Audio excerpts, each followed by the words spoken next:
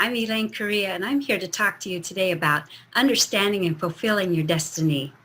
So, do you feel like you're called to do something or be someone, but you're just not clear about who it is and you certainly don't know how to go about doing it? Or maybe you feel like you know your purpose, but it's like, or maybe you don't know your purpose and it's all shrouded in mystery and you just don't know how to go about doing it. Well, you're invited to take a journey of awakening with me and discover some powerful tools to demystify your destiny and, to find the courage to put your feet on the ground on your special path. And so this conversation we're going to have today is going to be in three parts, basically. We're going to talk about, we got to satisfy our minds first. So we're going to talk about more technical, intellectual aspect of your destiny. And then we're going to get out of our heads and into our bodies and feel what that feels like. And then I'm going to tell you my secret to uncovering my destiny. So let's get started. And I have some slides to share with you. So just a second here to share my screen.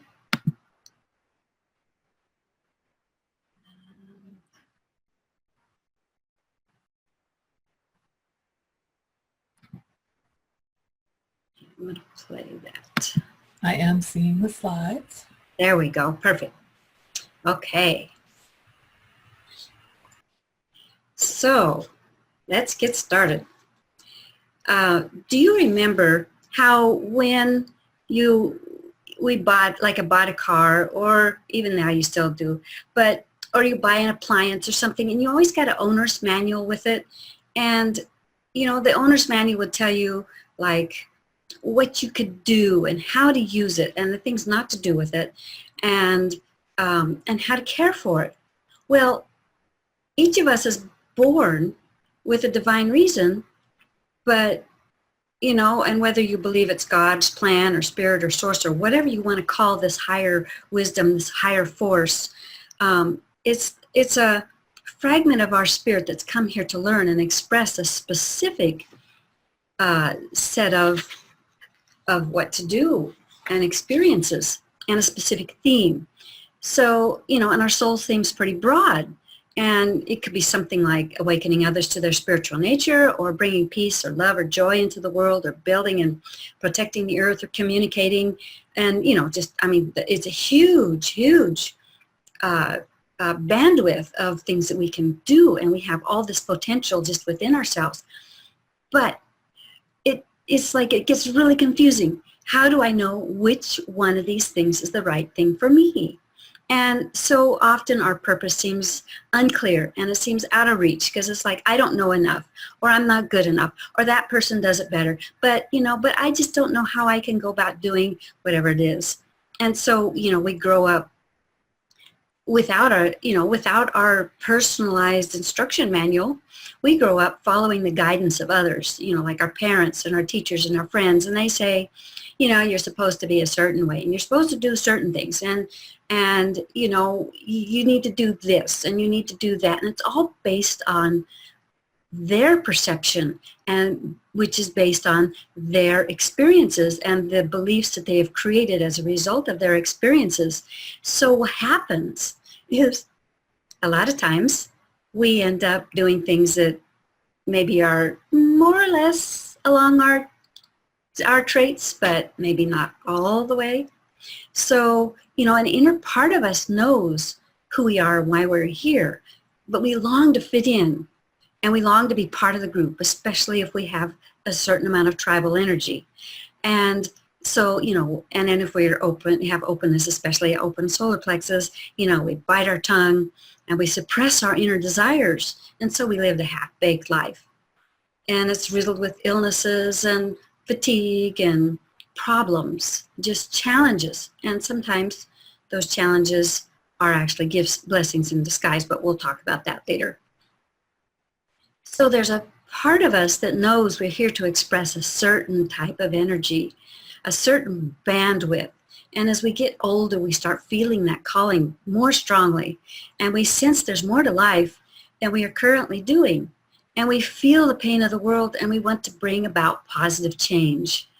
And, we're all at varying stages of this. And some of us are just beginning to acknowledge that we have a call, and some of us are in the middle of it and saying, I want to go, I just need a direction to go. And so we're here on a mission to discover our purpose and, hoping to bring some sort of meaning into our life. And we seek and we learn, and when we come face to face with our inner talent, sometimes we back away and say, oh no, I can't do that. I can't do that. It's not for me, So, that's usually the first response. And then after a while, you kind of, as your inner soul keeps pushing you, you got to do it, you got to do it. Then pretty soon you say, well, maybe I might try a little bit. So, so this is kind of like the process that we go through as we learn, as we step into our destiny, to accepting and acknowledging who we really are.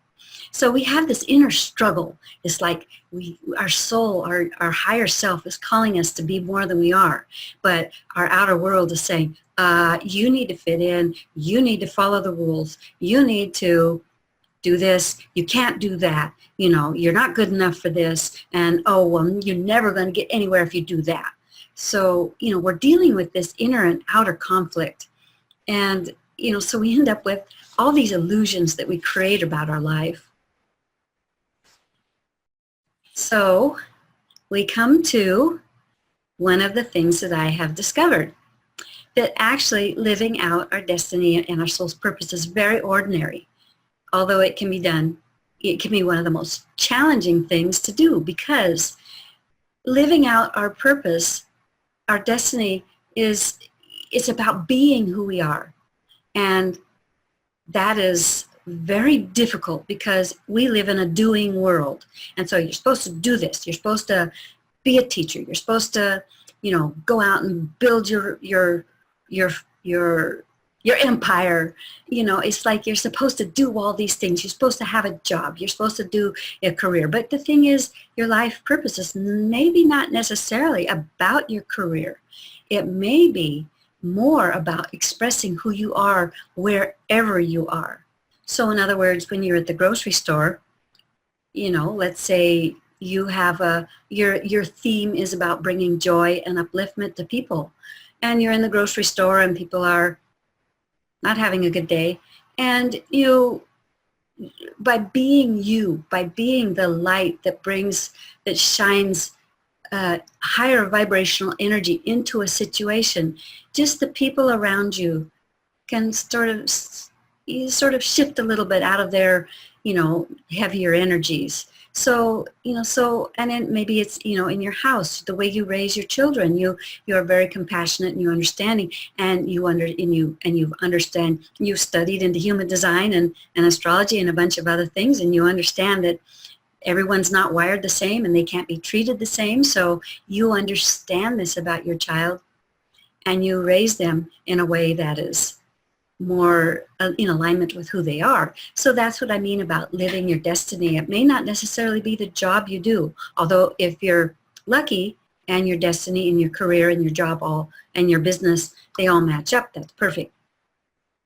So it's about embodying and being and living the essence of who you are and following those inner nudges of your essence. It's about being and not doing. So so if you think about, you get into the little bit of quantum energy here, 99.9% of us is composed of energy frequencies. So as a collective consciousness, we've agreed to see our world as dense and, have certain laws, like gravity and night and day and these different things that we've agreed to as a collective to experience our world. But imagine if you were a traveler from another dimension and you have not accepted these earthly laws. So you might see us, who we see each other as physical beings, they might see us as just swirling energies in many colors and in many patterns. And so we are born with a specific set of frequencies, that we broadcast and others receive. So likewise, we're receiving what others are broadcasting. And so we are constantly broadcasting and receiving, and those of us who are more sensitive sense the energy around us much more easily and more intensely. So we're a complete package. And this is what I mean about the essence of us. The essence of us is the frequencies that we are broadcasting. And so, just like when we buy a desk or a bookshelf kit, you can buy those kits at the store, and then you bring them home and you put them together. And, and the kit comes complete with the wood and the pre-drilled holes, and it's cut the length, and it's got the screws and the clips and the dowels and the pins and whatever else you need. And it says, and it gives you the instructions to identify each piece and tell you the order of assembly. So you can look at us like we are a kit. We have all the parts and all the pieces, but somebody left out the instruction manual. And so we're left here to figure out these pieces on our own. And, we can get help from a kindly friend or a parent, but they don't really know just exactly how we are supposed to put our kit together. And the instructions they give us are based upon their experience and not really, may or may not really apply to you. So we're lucky. We are born with a user's guide for our life. And there's many chapters in our owner's manual, and some of these chapters include like your elemental personality and astronumerology and human design. And yeah? Are your papers kind of near your mic? Oh, am I? Sometimes that's better. It's just sometimes when you're moving the papers, it kind of creates a crackling. So I just. Oh, okay, great. Thanks for letting me know. But yeah. People are really, they love your visuals, and I just want to let you know that Megan on Facebook said this is so bang on. Oh, awesome. Awesome, Megan. Yes. So great. So let me see. So getting back to our personalized owner's manual, we have our charts, and within those charts are it has our traits and our challenges and the themes of our life. And so, and it gives us clues about how to go about manifesting and being who we are and what it is our soul wants to experience. And so, the thing about these charts, though, is it can be a little cryptic, and so it really helps to try and it's in many layers. So it's like as we work through defining our destiny, we have to go through these layers. It's not like we can just like I don't know if you ever watched like Mission Impossible or Secret Agent or something like that. And they go someplace and they get their instructions and then they go do their thing. It's that simple, but it's not that simple. It takes us a little time to integrate it, I guess, is one way of saying it. So the good part about having access to all this information is that now we can understand what our special talents are and how to use them, and also how to take care of ourselves, because we cannot do anything if we are burnt out and tired and we're stuck in negative thinking, or there's things that slow us down. And so for us to really shine, we've got to address all these things. So our higher self does a marvelous job of designing our physical temple, which would be our bodies. So we come ready-made with a personality and motivations and aptitudes and desires and interests and challenges and themes, that are all represented in our charts, and they play out. And I see them as the tools and the essence of our soul.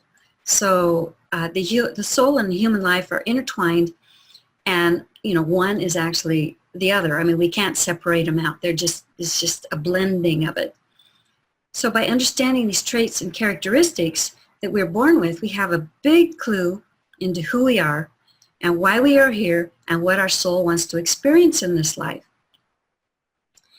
So because we are such complex creatures, and like I mentioned, we have all these layers of acceptance that we have to go through to accept who we are and then what we're here to do, which are both intertwined, we can feel misunderstood and misguided because really the truth is only you knows what your soul desires. And all the rest of us can give you clues, but you have to go within and actually get in touch and communicate and get in touch with that higher part of you that knows, the wise part of you.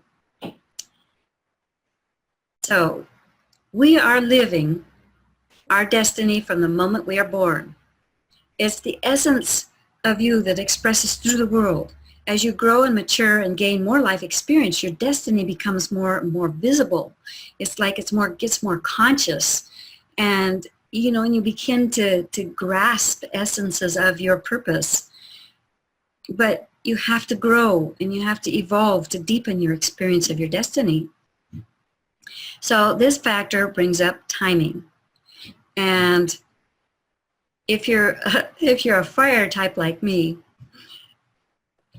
timing is a struggle, because it's like I get impatient and I get impatient. Why am I not doing what I'm supposed to do? And here again, this is that illusion of separation, that I'm not really doing what I'm supposed to be doing. But and fire and air types, they can't sit still, and they are always, and they hate waiting. So if you have any of that, you can understand there might be a little impatience about this whole thing. But the thing is, destiny has to unfold. It's like a flower that unfolds.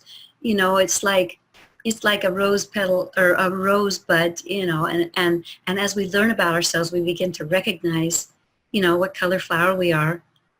And as we deepen our experience of who we are, this is where it's so much fun, because we learn a little bit about ourselves through our charts, and then we go out and then we experience them, and that deepens it. And then we go back and revisit what's in our charts, and we say, oh yeah, that made perfect sense. And then it deepens it a little bit more, and then you go back out and experience that again. And so that's how, because our destiny is so interwoven with who we are, the expression of who we are, then that's how we begin to deepen and become more connected to who we are and our destiny. So our destiny is the essence of us expressing through the world. As we grow and mature and we gain more life experiences, your destiny becomes more and more visible and more and more conscious, and you become your destiny. You become your purpose. But you have to grow and evolve to deepen this experience. So each person is invited to break free, or is invited by their soul to break free from the illusion that keeps us trapped. Even though these beliefs seem daunting, each of us has been given the tools and the opportunities to master them and become more powerful in our lives as a result. But only time, practicing new mindsets, and with a little prodding from our friends and mentors, and some classes, and lots of inner self-discovery work and acceptance work, then you can get through the illusions. And Spirit in its infinite wisdom offers us opportunities to further our journey, to help us. All the challenges that we face are actually opportunities for us to get in touch with ourselves and say, now if I was to apply this particular characteristic of me, which is very natural, I could get through this very easily. Well, at least more or less, theoretically. It does work. So, and then you'll also find the treasures of who you are, which is also, it's like, we're on an inner treasure hunt, and we have all of these treasures inside. So we have two big illusions that often trap us, and it takes time and determination, often years, to break through them. So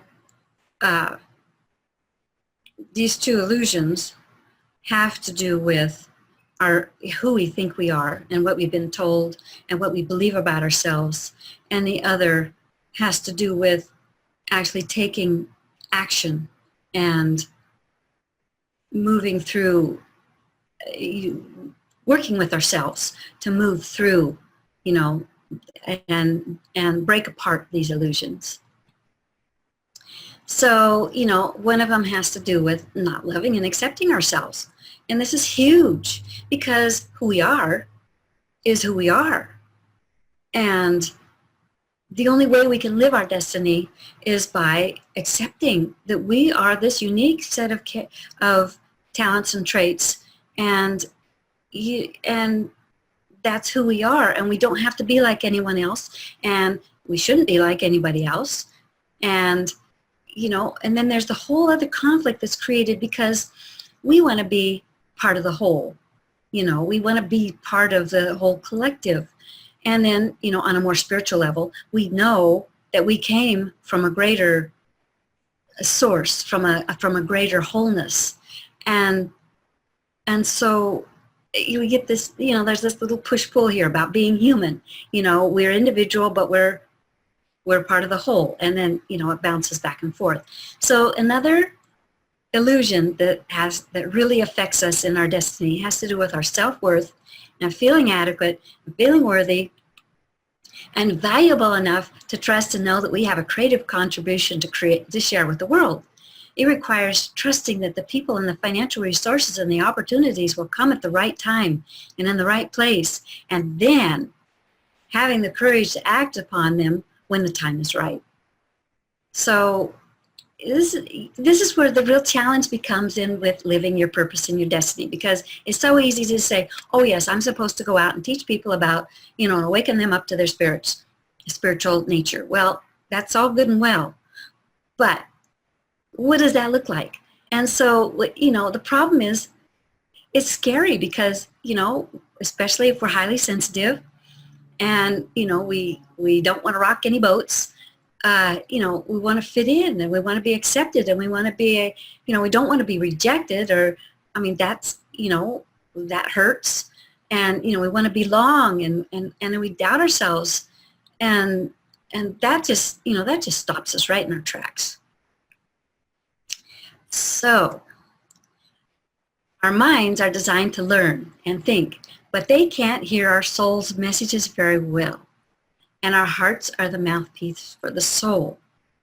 So what I want to do now is, let me stop sharing. Let me go into this. I want to go, and we're going to wake up your spirit. So this is going to be a little bit of action time. So let me unshare this. Okay. You did have a couple of comments on Facebook, or did wait until after? We do this action. Either way, whichever way you feel comfortable. Maybe after action. Okay. Yeah. Let's go ahead and I'm looking forward to the action part. Yes, let's do the action part. So first of all, we're going to wake up our spirit. And so, because we spend too much time in our heads, and, and if you find yourself feeling kind of blah about your life and tired and apathetic and depressed, and, maybe it's just simply you're not connected to your spirit. And so the fire element, which I have a lot of, is a really quick way to connect with your spirit. And, you can wake it up, and you get your body moving, and you get out of your head, and you get into your body, which I discovered. And I had a lot of resistance to this, but I discovered that when you get out of your head, life is a lot better. So we're going to party. So what I'm going to do is I'm going to invite all of you to move. Now, if you're sitting at a desk or if you're driving,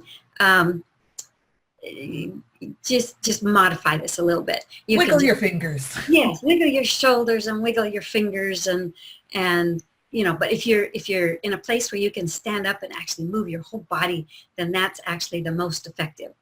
So let me see if I can put this here without destroying everything else. And let's go with this. Can you hear that? That was a little loud, but See if I can put it. Is this better? yes. Okay. Let's get out. Start moving.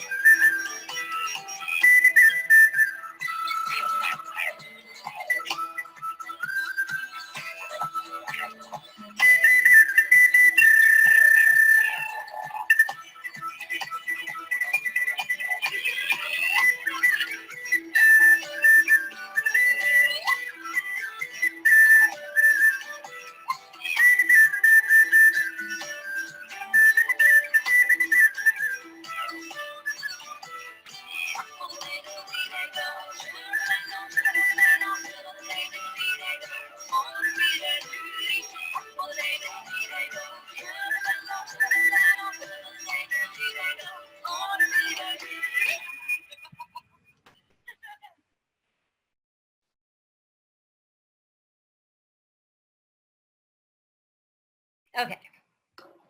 Are you woke up now?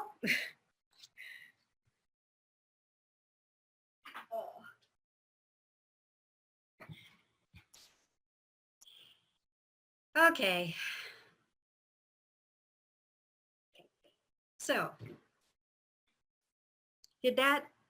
what did that do? Did that help stir things up a little bit? Get you out of your head and into your body?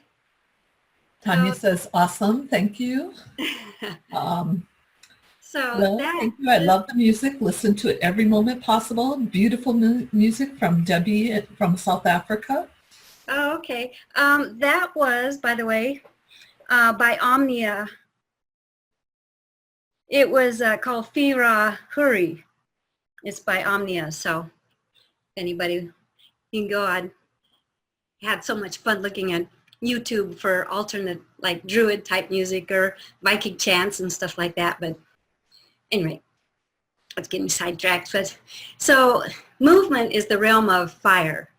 And so fire and air, they love to party and move and get going. Now earth and water people are probably kind of like saying, okay, this is a little too much, you know, this is, yeah, that's too active for us. But actually they need to have, they need fire to activate stir up their bones a little bit too. So at any rate, so try to get myself back in, I got to put myself back in my head again.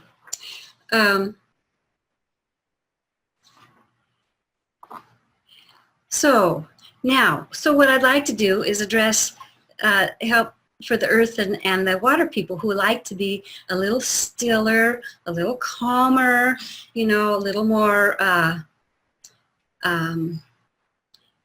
little quieter. So there's another way that, you know, they can connect us, that these people can connect to spirit. And so I'd like to invite you to explore this possibility. And what you might want to do actually is, if this strikes your fancy, you might want to replay this section of the recording, because this is actually very powerful, and it's goes in. So before you even can start doing this, you need to do something to kind of get you out of your head. Meditation, walk, take a bath, whatever it is that gets you out of your head, so you're not analyzing things so much. That's an air thing, is to analyze things to death. So I was shown these techniques by Rebecca Campbell at a Hay House workshop in Portland just recently, and I found them just totally powerful. So first of all, what you do is you share a breath. And so a lot of this is about deep breathing. So that also is one way to calm the limbic system, and and kind of get out of your head and calm the little squirrel cage that's going on in your mind. So you share a breath. So let's all do that. Let's take a nice deep breath. Inhale in, especially inhale with your diaphragm, and then let it all out.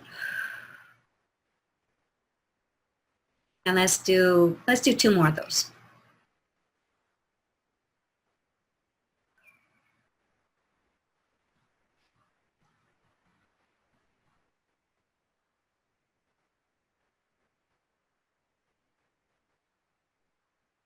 Okay, so then she showed us how to connect with spirit, and I like this. It's like a little ritual. Part of the thing with us is creatures of habit. We need a little ritual to help. It's like a trigger to our brain. Okay, we're going to do something different.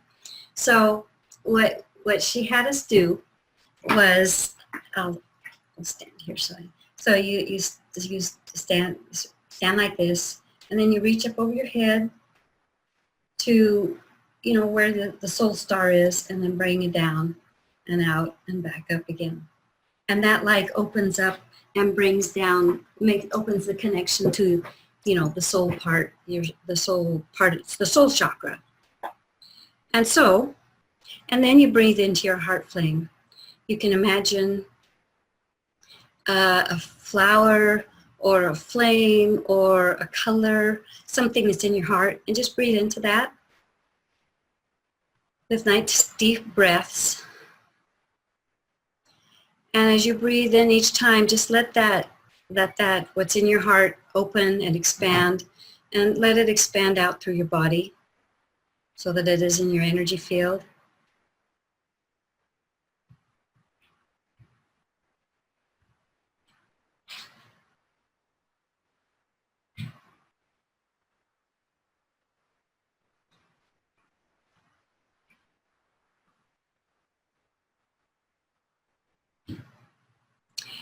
And then it's easiest if you have another person ask this to you.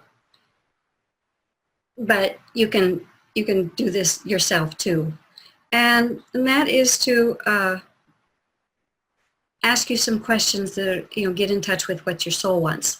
And it's like anything that's intuitive, you want to take the first response. You don't want to second guess it or judge it or disregard it. Just take the first response. And what I found was that the more times you ask this question, the first responses are usually from your head or from your automatic responses. But then if you keep asking the question, pretty soon you start getting answers that's like, well, where'd that one come from? And those are really the true answers. So I'm going to run through this process. It'll take a few minutes, and I'll do this just a little bit faster than if you were to do this on your own. But so the first thing to ask yourself, and you want to know, here's something else you want to know. You want to get a sense of who's answering. Is it your head answering or is it your heart answering? And as you go through this and as you pay attention to this in your life, you'll begin to notice there's a different feel, and it's different for each person. But there is, when you answer something from your head, like do you want to go to the store? And your head starts thinking, well, let me see, I need this and this and this at the store. See, that's a head answer, and there's a certain energy that goes with that. If you answer from your heart, do you want to go to the store? And your heart says, no, maybe it says no or something, and it's a different feel. It's just a different feel. So I'm going to ask you these questions, and like I said, just take the first answer that comes back. And you don't have to worry about writing it down, because what's important will stick with you. So the first question is, what is your soul yearning for? And so I'm going to repeat that several times.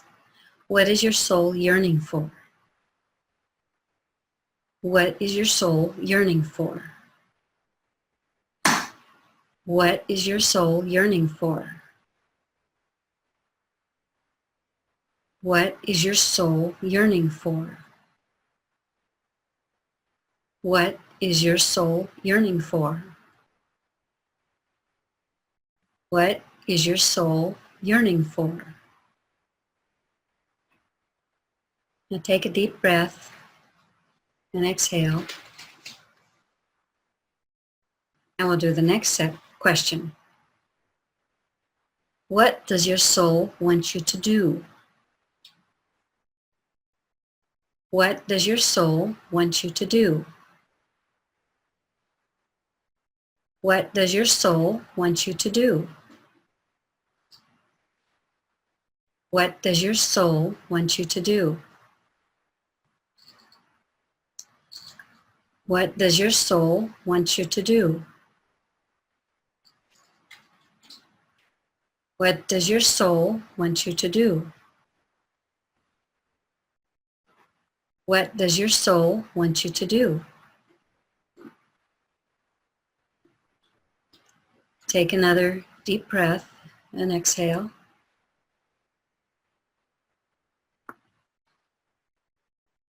And then ask, what baby step can I take now? What baby step can I take now? What baby step can I take now? What baby step can I take now? What baby step can I take now? What baby step can I take now? What baby step can I take now?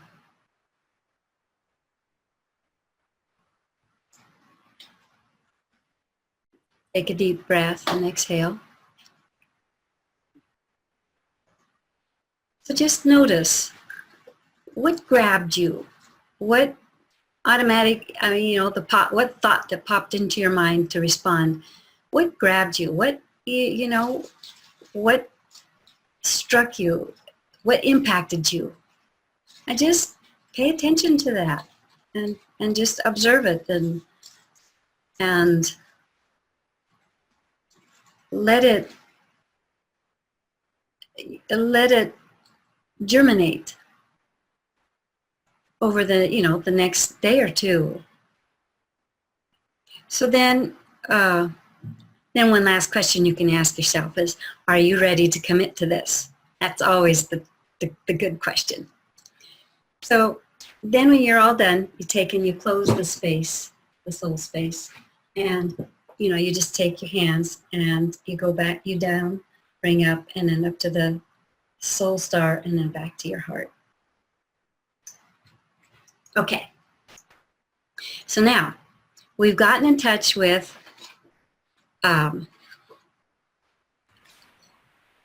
we've kind of gotten out of our heads, hopefully, a little bit, and more into where our heart space. So now here comes the fun part.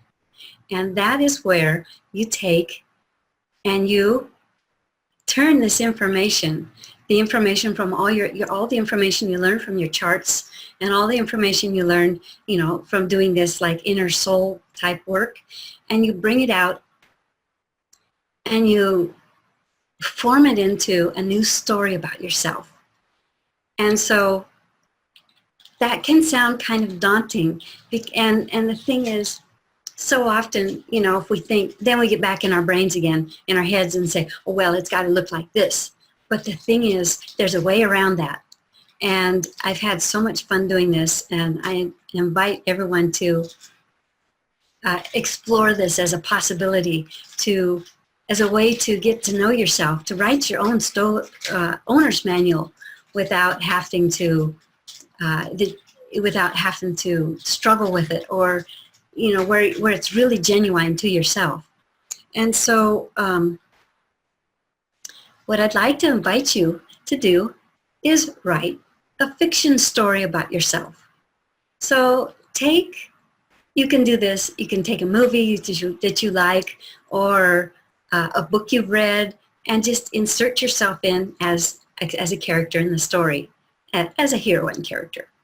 And you just imagine, who would this person be? How would she act? Taking this information that you have just gathered about yourself from your charts and from, speaking with yourself and your intuition. And who would this person be? What would she do? How would she do it? Who would she do it with? And take this and write a fictional story about yourself. So the reason to do this is that when we sit down to write an essay about ourselves, we get all wrapped up in all our beliefs and all the conditioning or all the imprinting that we've had over our life, from all the things we've heard from other people that have said things about ourselves, and all the experiences that we have had. And so it's hard to write something about your future when you've got all this other stuff in your past that's acting like a huge filter, and you can only see these certain things about yourself. But if you create yourself as a fictional character in some fantastical story, it can be any story you want, or it could be a dream that you put yourself in and embellish, but just get out, just let your imagination go. And what you can do is you can do this for 6 weeks, write something every day for 20 to 30 minutes every day for 6 weeks. And what you do is you start out and you kind of calm yourself down. You can't be writing when you're all wired up about something, although sometimes that does serve. But generally calm down and you ask Spirit, who am I becoming? Or who am I in 6 months to a year? And you ask that every day. And then you write. And don't think about what you write. Just let it flow through you. And you'll be surprised at what comes out. And at first it'll be kind of stilted, and you'll still be in your head a little bit. But then after, a week or 2 weeks, pretty soon something else takes over. Something else takes over your fingers, and you start writing about this person. And maybe it's because you've allowed yourself to detach enough from her, and you don't identify so much with her. I mean, you are her, but you aren't. So you can write this fantastical story, and she can do all these things and have all these adventures and succeed at all these things. And she overcomes all these challenges, and she finds love, and she finds herself, and she does all these wonderful things and saves the world, and whatever your character does. It really does. It's your story. You can make her do whatever you want to do. And the wonderful thing about being an author is that if you don't like how the story's going, you could just go back and delete that and rewrite the story the way you want it to go. So, and that's kind of how we can do it in our lives, but we just don't know it. But when you practice being an author, then this is the most fun part of it.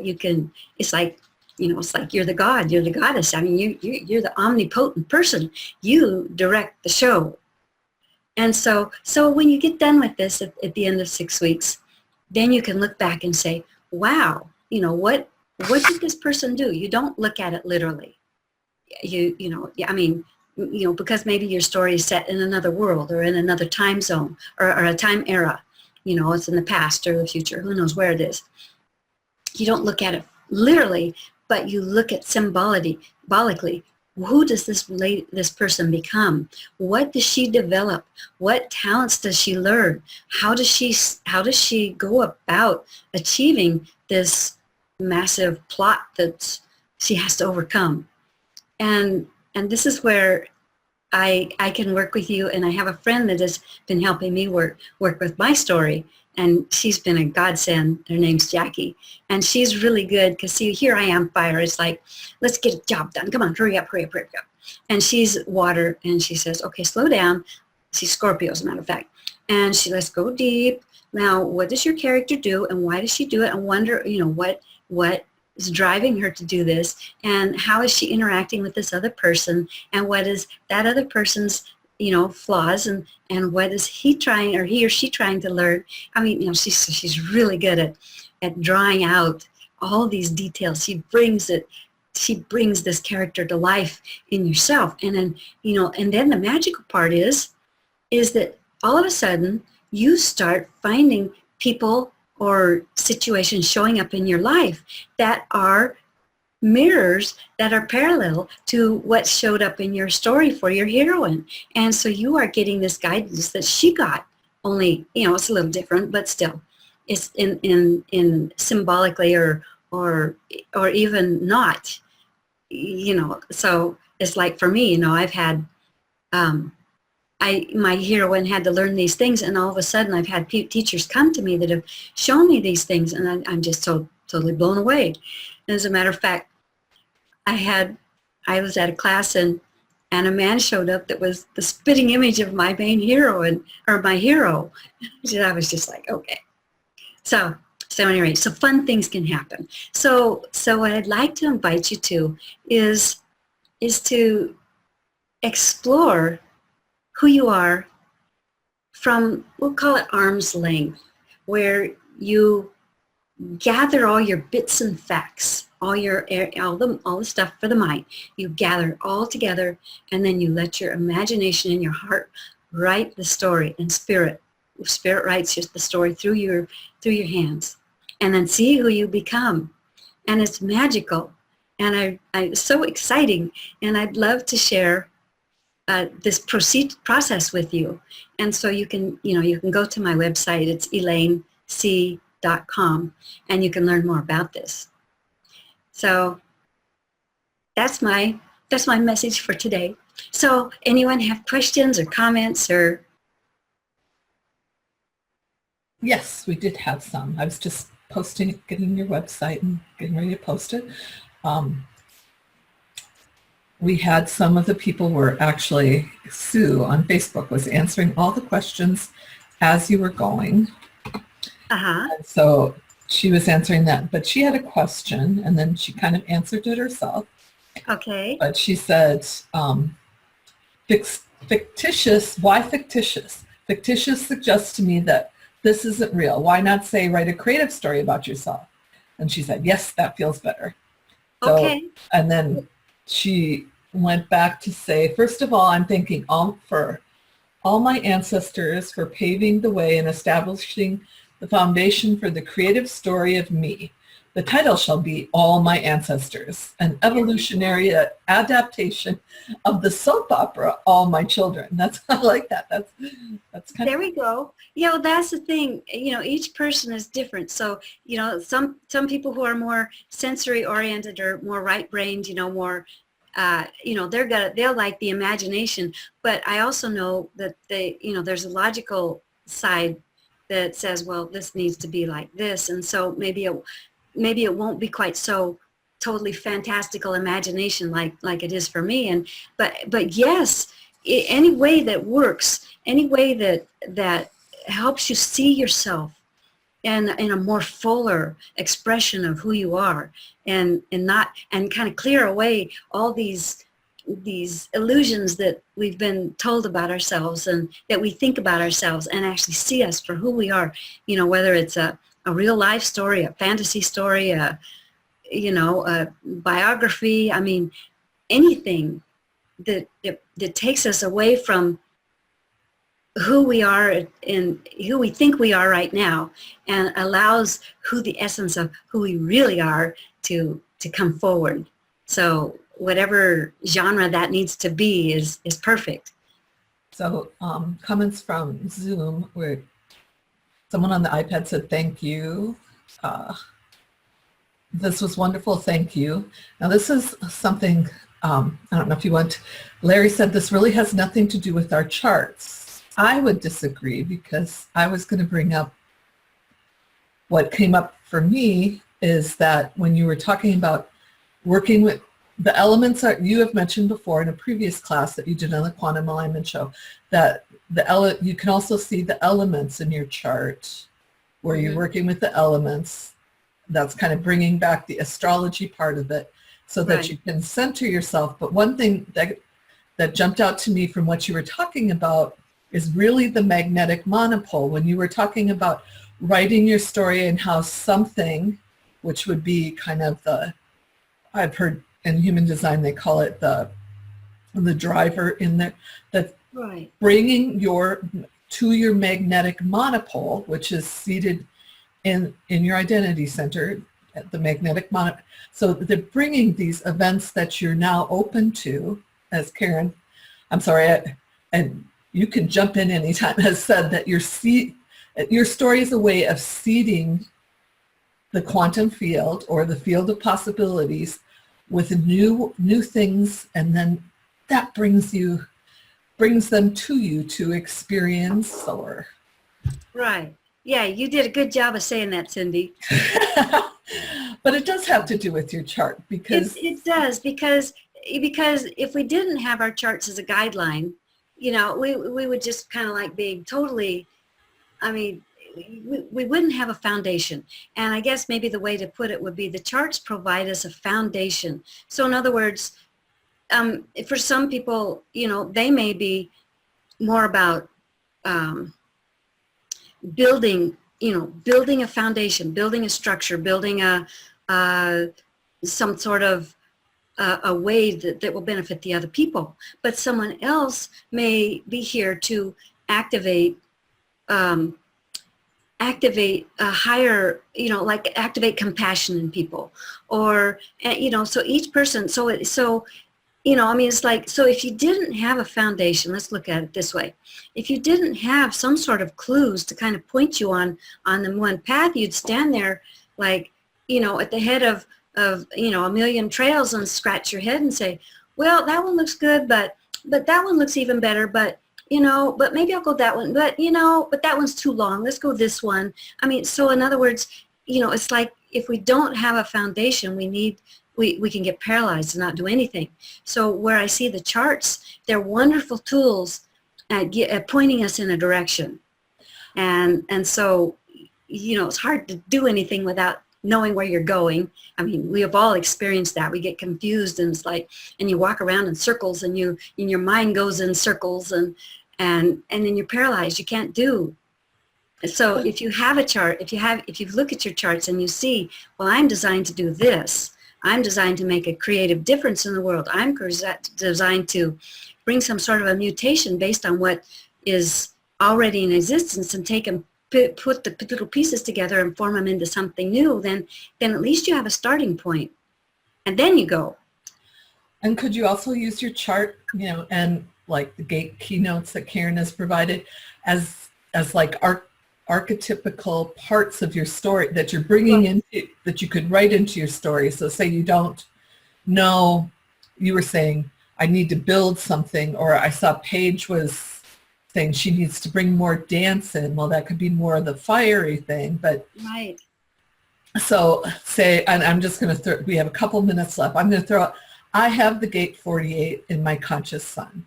So that means that, something that I could bring into this story is, and you can help, as you're helping, gate 48, okay, that's all about depth, but it's also about being worried about, I might not know enough, and what if I missed an information, and then the people won't know what I wanted to do.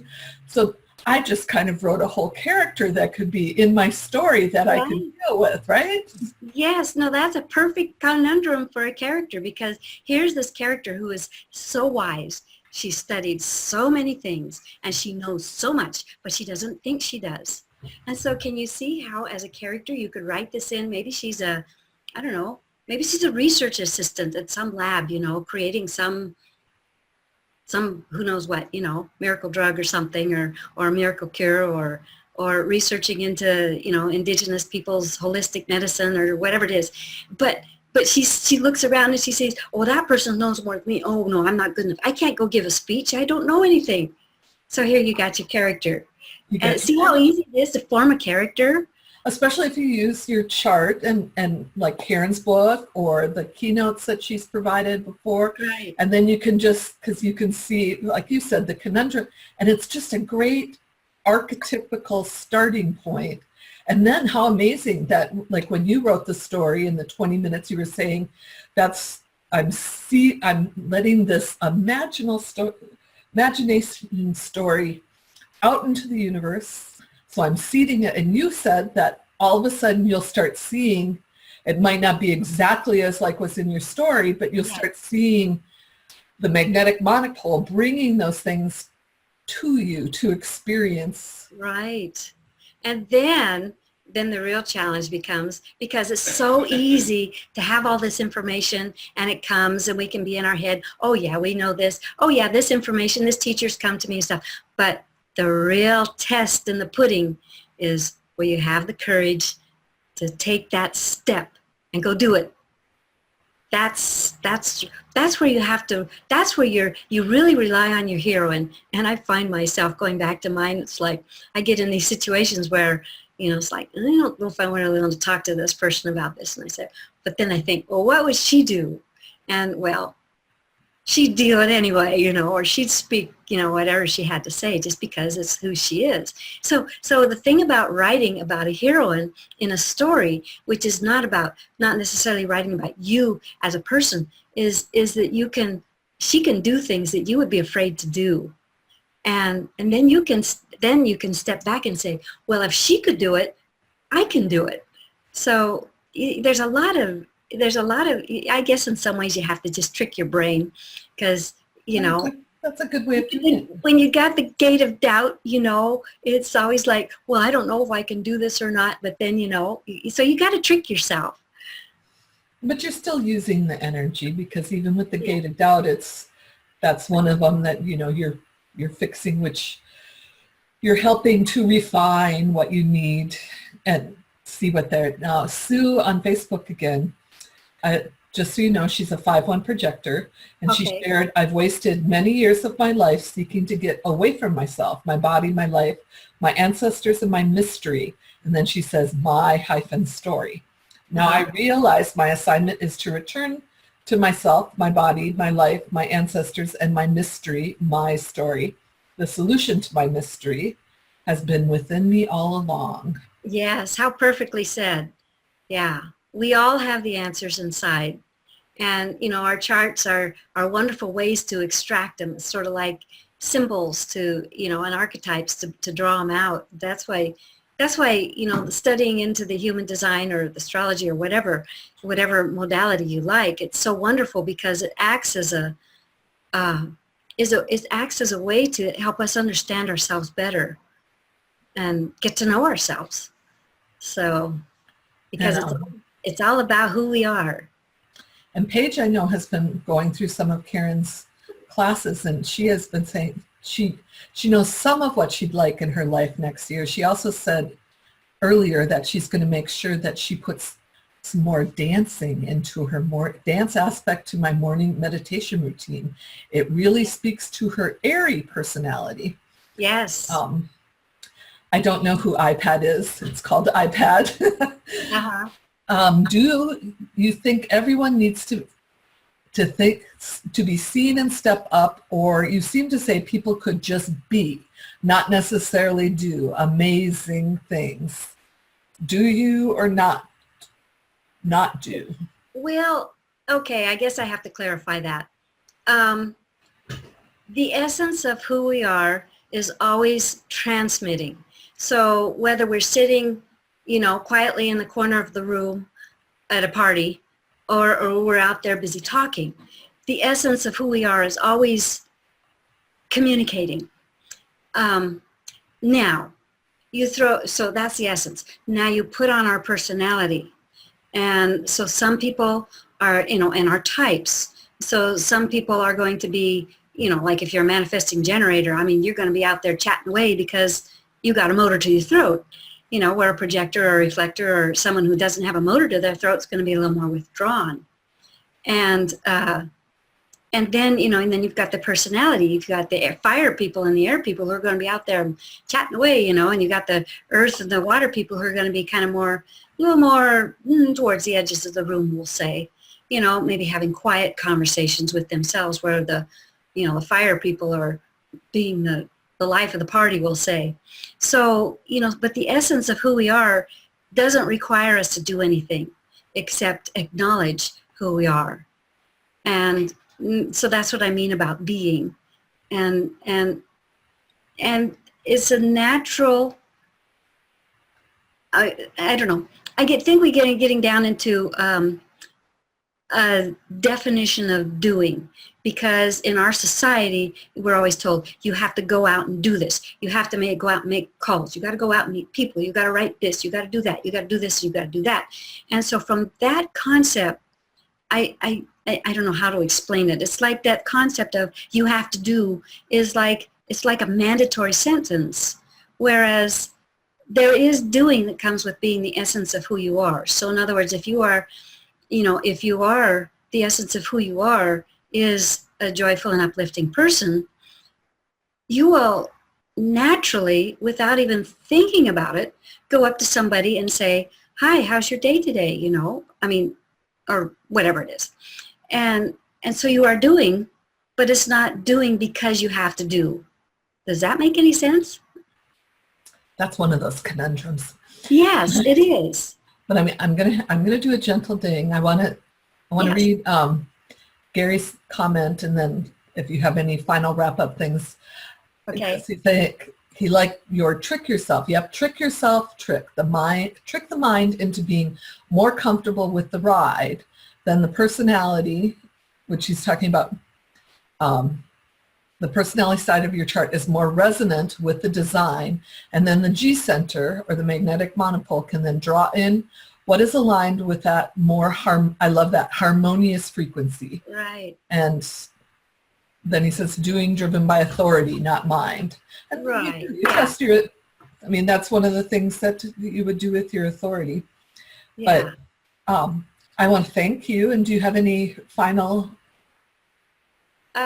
Only just to wish everyone well on their journey to self-discovery and to discover who they are and their destiny. And if they want any help, just feel free to come to my website, and we'd love to help you. We'd love to be your guides. Well, thanks so much, Elaine. Well, thank you. This has been fun. And thanks for the dance party.